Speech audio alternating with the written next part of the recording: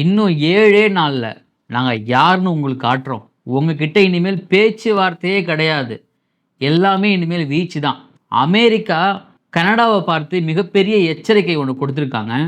இந்தியாவோடையும் almost confirm ஆயிடுச்சாமே! அது என்ன பிரச்சனை? இப்ப தான போர்லாம் முடிஞ்சது. அதுக்குள்ள என்ன? அடுத்தது ஒண்ணு ஆரம்பிச்சிருச்சு.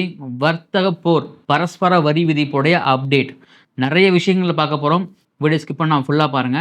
Welcome to the channel. நான் உங்கள் விஷால் சரவணன். வாங்க வீடியோக்குள்ள போகலாம்.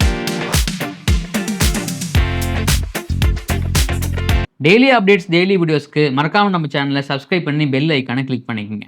இந்த வர்த்தக போர், பரஸ்பர வரி விதிப்பு இதை கேட்டு நமக்கு ரொம்ப நாள் ஆச்சுல்ல. அதுக்கு என்ன காரணம் அப்படின்னா, அதுக்கு இடையில நிறைய விஷயங்கள் நம்ம உலகத்தில் நடந்துருச்சு. முக்கியமாக இந்தியா பாகிஸ்தான் போராக இருக்கட்டும், இஸ்ரேல் ஈரான் போராக இருக்கட்டும், அமெரிக்கா ஈரான் போராக இருக்கட்டும் அப்படின்னு இந்த போர்கள் நிறைய நடந்துகிட்டே இருக்கும் பொழுது 90 நாட்கள் இந்த பரஸ்பர வரி விதிப்பை டொனால்ட் ட்ரம்ப் அவர்கள் நிறுத்தி வச்சிருந்தார். அந்த 90 நாளுடைய முடிவு ஜூலை மாதம் 7ஆம் தேதியோட முடியுது. அதுக்குள்ளாரையே அவங்க எல்லா நாடுகளோடையும் பேசி அந்த வரி விதிப்பில் மும்புறம் காட்டிக்கிட்டு இருக்காங்க. சீனாவோட ஆல்மோஸ்ட் கன்ஃபார்ம் பண்ணிட்டாங்க, இந்தியாவோட கன்ஃபார்ம் பண்ண போகிறாங்க அப்படின்னு சொல்லிட்டு இருக்கும் பொழுது, இந்தியாவோட ஒரு மிகப்பெரிய ஒப்பந்தத்தில் கையெழுத்திட போகிறாங்களாம். அந்த ஒப்பந்தத்தை கடைசியாக பார்க்கலாம். அதுக்கு முன்னாடி அது என்ன 7 நாள் டைமு, அந்த 7 நாளில் அவங்க என்ன பண்ண போகிறாங்க, அப்படி என்ன கனடா பண்ணிட்டாங்க அப்படின்னு இந்த மாதிரி கேள்விகள்லாம் கேட்க தோணுது இல்லைங்களா? என்ன அப்படின்னா, இந்த பரஸ்பர வரி விதிப்பு ஆரம்பிச்சதுல இருந்தே கனடாவுக்கு யுஎஸ் மேலே ஒரு மிகப்பெரிய ஒரு ஈகோ கிளாஷ் இருந்துக்கிட்டே இருக்கு. ஏன்னா டொனால்ட் ட்ரம்ப் பதவியேற்று அந்த பரஸ்பர வரி விதிப்பு அப்படின்னு அறிவிச்சாங்க இல்லைங்களா? அறிவித்து சீனா மேலே ஒரு ஒரு ஒரு வாரே ஒன்று பண்ணாங்க. அவங்க வரி விதிக்கிறதும் இவங்க வரி விதிக்கிறதும் 100%, 125% அப்படின்னு போயிட்டு இருக்கும்போது கனடா இதை கடுமையாக எதிர்த்தாங்க. அமெரிக்கா இதுக்கு மிகப்பெரிய பாடம் கற்பிக்க வேண்டும், அமெரிக்கா கண்டிப்பாக அதுக்கெல்லாம் பதில் சொல்லணும் அப்படின்னு. ஏன்னா ரெண்டுமே பார்த்தீங்கன்னா ஒரு நம்ம எப்படி ஒரு பக்கத்து கண்ட்ரியாக இருப்போம் இல்லையா, பாகிஸ்தான், ஸ்ரீலங்கா, அந்த மாதிரி அவங்க ஒரு அண்டை நாடு அவங்க. ஸோ அப்படி இருக்கும் பொழுது கனடாவில் இருக்கக்கூடிய அமெரிக்க நிறுவனங்கள், அமேசான் போன்ற நிறுவனங்களுக்கு அதிகப்படியான வரி விதிச்சிருக்காங்க. அது மட்டும் இல்லாமல் டிஜிட்டல் பரிவர்த்தனை, அமெரிக்காவை மையமாக கொண்ட அந்த சாஃப்ட்வேர்களுக்கு, இந்த ஆப்புகளுக்கு பார்த்தீங்கன்னா அதன் மூலயமாக நீங்கள் ஏதாவது நீங்கள் பை பண்ணுறீங்க, சேல் பண்ணுறீங்க, இல்லை பரிவர்த்தனை பண்ணுறீங்க அப்படின்னா அதுக்கு அதிகப்படியான 3-5% வரைக்குமான வரி விதிப்பு. இதனால தான் யூஎஸ் மிகப்பெரிய ஒரு டென்ஷன் ஆகியிருக்காங்க. என்ன சொல்லியிருக்காங்கன்னா, கனடா இந்த வரி விதிப்பு இருக்கு இல்லைங்களா, இந்த அமேசான் போன்ற வரி விதிப்பில் நீங்கள் இதை குறிப்பிட்ட நாட்களுக்குள்ளே எங்களுக்கு செலுத்தணும். அப்படி செலுத்தலை அப்படின்னா நாங்கள் இதை கனடாவில் பேன் பண்ணிடுவோம், நாங்கள் இதை கனடாவில் நிறுத்திடுவோம் அப்படின்னு. இது ட்ரம்ப்பு கொஞ்சம் நெருடலாகவே இருந்திருக்கு. ஏன்னா ட்ரம்ப் பார்த்தீங்கன்னா ஒரு சுப்ரீம் லீடராக ஆகிறதுக்கு நிறைய முயற்சிகள் எடுத்துகிட்டு இருக்கும் பொழுது இந்த மாதிரியான வார்த்தைகள் கண்டிப்பாக அவருக்கு ஒரு மாதிரி பொருத்தமாக இருக்காது. உடனே அவர் எடுத்தார் முடிவு, நீங்கள் என்ன எங்கள் மேலே வரி விதிக்கிறது, நாங்கள் உங்கள் மேலே வரி விதிக்கிறோம், உங்களோட நாங்கள் பேசிகிட்டு இருக்கோம் இல்லைங்களா, இது நாள் வரைக்கும் பேசிக்கிட்டு இருக்கோம், இந்த மாதிரி விஷயங்கள்லாம் பண்ணலாம், இப்படிலாம் போகலாம் அப்படின்னு. அந்த பேச்சுவார்த்தையை இந்த நிமிடத்தில் நாங்கள் கட் பண்ணுறோம். இதுக்கப்புறம் உங்களுக்கும் எங்களுக்கும் பேச்சுவார்த்தையே கிடையாதுங்க.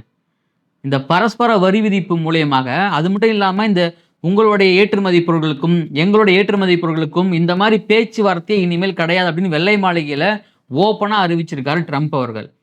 இதனால் என்ன பிரச்சனை வரும்னா, நிறைய பிரச்சனைகள் வரும்.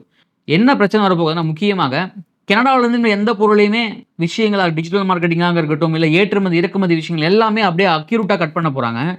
அது மட்டும் இல்லாமல் ஆல்ரெடி இருக்கிற பொருட்களுக்கு ஆல்ரெடி இருக்கக்கூடிய வரி விதிப்பை அதை செலுத்த முடியாது அப்படின்னு ஒரு இது இருக்குது. கனடாவில் வாழக்கூடிய அமெரிக்கர்கள் இப்போது யூஎஸ்லேருந்து கனடாவில் போய் நிறைய பேர் அங்கேயும் போய் தங்கியிருப்பாங்க. கனடாவிலேருந்து நிறைய பேர் யூஎஸ்ல தங்கியிருப்பாங்க. ஸோ அந்த மாதிரி என்ன பண்ணுவாங்கன்னா, அவங்களுடைய பண பரிவர்த்தனை எப்படி இருக்கும் அப்படின்னா, அவங்களுடைய இப்போ நமக்கு பார்த்தீங்கன்னா இந்தியாவில் இருக்கக்கூடிய பீப்புள்ஸ் துபாயிலையோ சிங்கப்பூர்லேயோ மலேசியாவில் இருந்தாங்கன்னா அங்கேருந்து இங்கே பணம் எடுக்கிறதுக்கான அந்த டிரான்சாக்ஷன் அமௌண்ட் இருக்குங்களா, அந்த அமௌண்ட்டையும் கனடா அதிகமாக்குறாங்களாம். இதுதான் டொனால்ட் ட்ரம்ப் அவர்களுக்கு மிகப்பெரிய ஒரு நெருடலை ஏற்படுத்தியிருக்கு.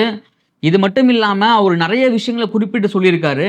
நீங்கள் எங்களுடைய டிஜிட்டல் பரிவர்த்தனைகள் மேலே, நீங்கள் எங்களுடைய முக்கியமான சாஃப்ட்வேர் மேலேயும் நீங்கள் இவ்வளோ வரி விதிகள் விதிச்சிங்கன்னா நீங்கள் மிகப்பெரிய பின் விளைவுகள் சந்திக்க வேண்டியது இருக்கும். அதனால் இதை நாங்கள் அக்யூரேட்டாக கட் பண்ணுறோம். 7 நாள் தான், 7 டேஸில் இதுக்கான முடிவு தெரியும் அப்படிங்கிறாரு.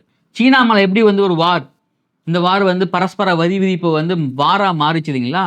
ஸோ அதே மாதிரி கனடா மேலேயும் 100%, 125%, 150%, ஏன் 200% வரை கூட அந்த வரிகளை விதிக்க வாய்ப்புகள் இருக்குது. அதுக்கு கனடாவும் தயங்க மாட்டாங்க. அப்படி பண்ணாங்க அப்படின்னா மிகப்பெரிய ஒரு மாற்றம். ஏன்னா ரெண்டுமே பார்த்தீங்கன்னா நிறைய டிரான்சாக்ஷன் 2 பேருக்கும் நடந்துகிட்டே இருக்கும். இந்த பக்கம் ஏற்றுமதி இறக்குமதி அப்படின்னு நிறைய பண்ணிகிட்டே இருக்கும் பொழுது கண்டிப்பாக இது மிகப்பெரிய ஒரு சவாலாக இருக்க போது பின்வரும் நாட்களில். சரி, இந்தியாவில் மிகப்பெரிய ஒரு ஒப்பந்தம் கையெழுத்திட போகிறாங்களாமே, அது என்னது? இந்தியாவில் அமெரிக்க பொருட்களுக்கான சந்தையை திறக்க போகிறாங்க. டைரெக்டாக ஓப்பன் பண்ண போகிறாங்களா, இல்லை அதுக்கு எந்த மாதிரியான வரி விதிப்புகள் இருக்கும் அப்படிங்கிறதும் நாங்கள் பேச்சுவார்த்தை நடத்திக்கிட்டு இருக்கோம். ஆல்ரெடி சீனா கூட நாங்கள் ஒரு சூப்பரான ஒரு அக்ரிமெண்ட் அங்கே சைன் பண்ணியிருக்கோம். அந்த அக்ரிமெண்ட்டில் எங்களுக்கும் பெனிஃபிட் இருக்குது, அவங்களுக்கும் பெனிஃபிட் இருக்குது.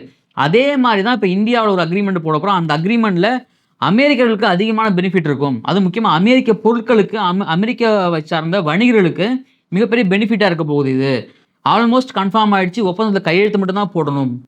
அப்போது இதுக்கப்புறம் நம்ம இம்போர்ட்டட் பொருள்லாம் நம்ம வாங்குவோம் இல்லைங்களா, அது இம்போர்ட்டடில் எதுவாக இருந்தாலுமே சரி, சாக்லேட்டில் ஆரம்பித்து வாட் எவர் எதுவாக இருந்தாலுமே அதனுடைய டைரக்ட் மார்க்கெட்டிங் வரப்போகுது அப்படிங்கிற மாதிரி தான் டொனால்ட் ட்ரம்ப் அவர்கள் பேசியிருக்காரு. ஆனால் அது டைரெக்டாக வரப்போகுதா, இல்லை இன்டைரக்டாக வரப்போகுதா, இல்லை அமெரிக்கா சொல்கிற அனைத்து கண்டிஷன்ஸுக்கும் இந்தியா அக்செப்ட் பண்ண போகிறாங்களா? அப்படி அக்செப்ட் பண்ணாங்கன்னா நம்மளுடைய வாங்குறவங்களுடைய கெப்பாசிட்டி எப்படி இருக்க போகுது? இந்தியாவுடைய பொருட்களுக்கு அமெரிக்காவில் எந்த மாதிரி வரிகள் விதிக்க போகிறாங்க? அங்கே இருக்கக்கூடிய இந்தியர்கள் அதை எப்படி கன்சியூம் பண்ண போகிறாங்க அப்படின்னு பல கேள்விகள் இருக்குது. ஆனால் ஓரிரு நாட்களில் இந்த ஒப்பந்தம் ஃபைனல் ஆகிடும் அப்படின்னு ட்ரம்ப் அவர்கள் அறிவிச்சிருக்காரு. அதுக்கு முன்னாடி அது தரப்பாக இந்தியா என்ன சொல்லியிருக்காங்கன்னா, இந்தியா அதை பற்றி எதுவும் பேசாமலே இருக்காங்க.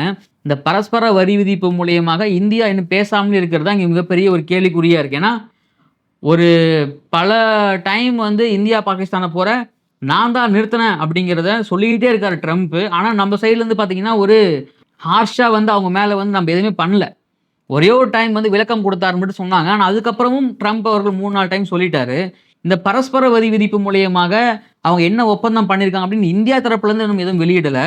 அப்போது ட்ரம்ப் அவர்கள் அறிவிச்சிட்டாரு. அப்போ இதில் என்ன நடக்க போகுது அப்படின்னு இரு நாடுகளுடைய வெளியுறவுத்துறையும் சேர்ந்து தான் இந்த செய்தியை அஃபிஷியலாக வெளியிடும் போது தான் அதில் என்ன நடந்திருக்கு, என்னென்ன விஷயங்கள் ஒப்பந்தம் பண்ணியிருக்காங்க, என்னென்ன பொருட்களுடைய விலை ஏறப்போகுது, என்னென்ன பொருட்களுடைய விலை குறைய போகுது அப்படின்னு நமக்கு தெரிய வரும்.